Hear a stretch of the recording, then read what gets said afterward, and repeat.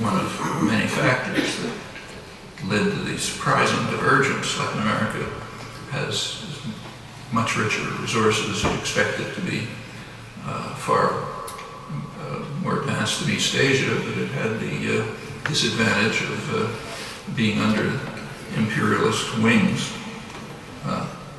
From the 1970s, the golden age faded when neoliberal rules were observed, insofar as they've been observed.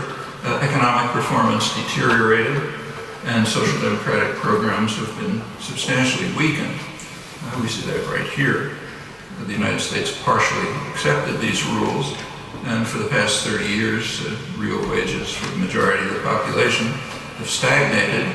Up till then, they essentially tracked growth. Work hours have increased, now well beyond Europe. Benefits, which have always lagged, have declined. Social indicators, kind of general measure of the health of the society, they also tracked growth until the mid-1970s, when they began to decline and reaching the 1960 level by the end of the millennium. Well, there has been economic growth, but it's finding its way into very few pockets, increasingly into the financial industries, which have grown enormously, while productive industry has significantly declined. We're seeing it right now.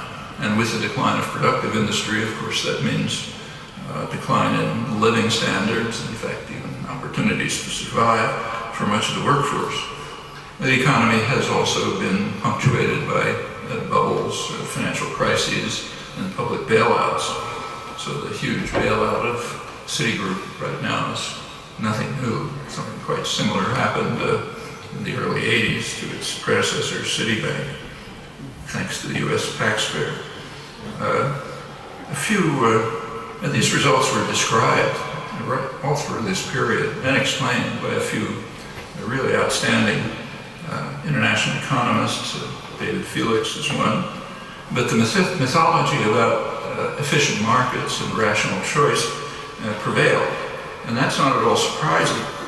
These myths were highly beneficial to very narrow sectors of privilege and power, what Adam Smith called the principal architects of policy.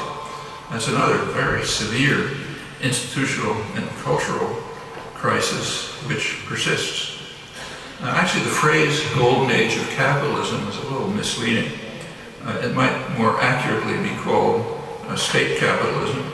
It's worth bearing in mind that the dynamic state sector was and remains a primary factor in the development and innovation through a variety of measures: research and development, procurement, government procurement, public subsidy, regular bailouts, and other means. That's particularly true in the United States. It was done here under a Pentagon cover, as long as the cutting edge of high-tech industry, advanced economy, was electronics-based. For that, the Pentagon served as good cover. In recent years, if you look at government spending, it's shifting more towards the health-oriented institutions of the government. That's a reflection of the fact that the cutting edge of the economy is becoming more biology-based. That includes computers, the internet, satellites, most of the rest of the IT revolution that finally exploded in the late 90s in a tech bubble, but also much else: civilian aircraft, advanced machine tools, pharmaceuticals, biotechnology, and a lot more. The crucial role of the state in economic development should be kept in mind when we read these days dire warnings about government intervention in the financial system after private management has once again driven it to ruins. This time an unusually severe crisis, and one that harms the rich, not just the poor, so it merits special concern. It's also worth recalling that large-scale state intervention in the economy is nothing new. On the contrary, it's always been a central factor in economic development. It's a matter wish I had time to, there's no time to review it here, but the history, which I'll skip, is quite instructive. These state-guided modes of economic development require considerable deceit in a society where the public can't be controlled by force. So people can't be told that the advanced economy relies heavily on the principle that the population pays the costs and takes the risks, and that the profit is eventually privatized, and eventual can be a long time, sometimes decades, as in the case of computers and the internet, for example. After World War II, Americans were told that their taxes were going to support defense against monsters about to overcome us. That's why I was under a Pentagon cover.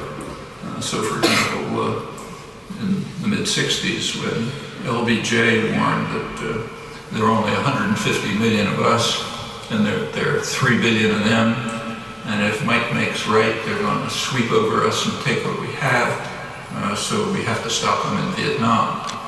And if that sounds familiar, it's because it is. For those who are concerned to understand